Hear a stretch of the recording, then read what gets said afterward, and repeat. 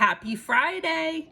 I hope you're all staying safe in those affected areas around the United States. We are, though, so close with regards to the housing market on picking a Fed chair. This is somewhat good news, somewhat bad news. Just depends on how you look at it. So Rick Reeder is up for grabs in this Fed chair position through Trump.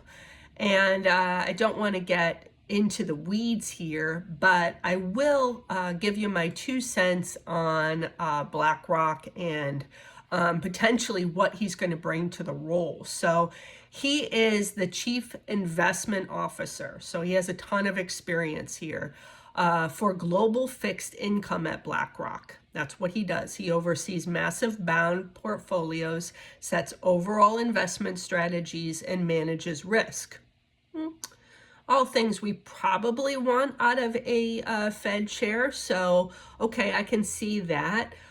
He's made some pretty decisive, situations and choices, not situations, but choices for BlackRock. So what would be the problem with BlackRock if you don't know? Well, let's go over some general criticisms of BlackRock because they do affect our housing market on a consumer basis. And this was happening a lot when interest rates started to increase. And so the demand, obviously, for homes was still there. People were getting high rent from COVID still. And so oftentimes what I would hear on the phone was, well, if I'm going to spend the price on rent, I might as well buy. Yeah, great thought and theory, but obviously you need some other components there to buy.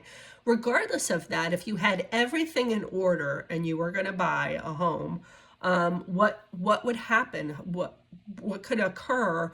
And how does BlackRock play into that? Well, let me just read to you what you can find for yourself on the internet as well. What's wrong with BlackRock as a company? You can Google that yourself and see exactly what I see.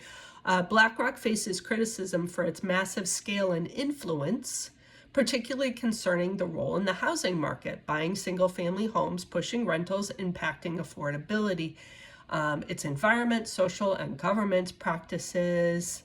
They're not viewed well.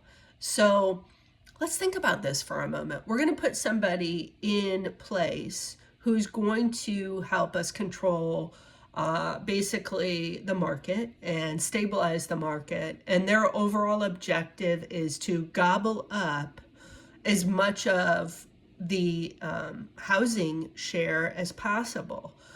This is counterproductive to what Americans need right now. We need more affordable housing for our young people. We need interest rates to try to stabilize, which they have for the most part, but at least become a little bit more affordable. The interest rates is an issue, but really what's causing the biggest issue for affordability for young people is the price point on homes is way too high. And so is this guy going to come in and assist in the market and do things in the right way? I don't know. The other guy is Kevin Worship.